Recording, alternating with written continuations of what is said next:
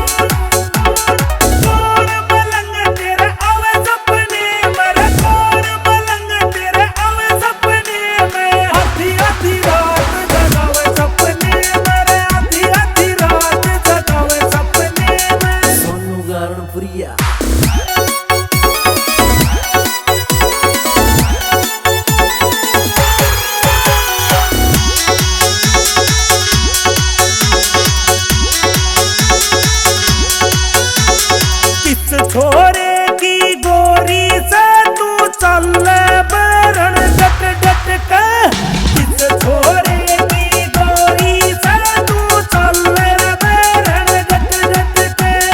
जो पनदार पटास है आई छोरे मर जा कट कट के, छोरे मर जा कट कट के। एक छोरी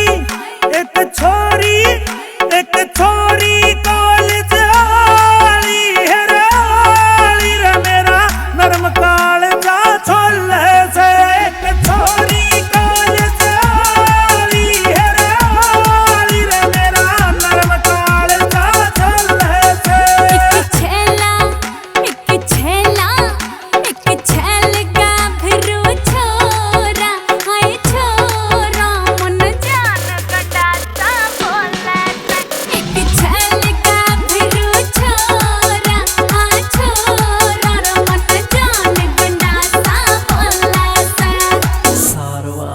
रसा पीली बीन बजा दे,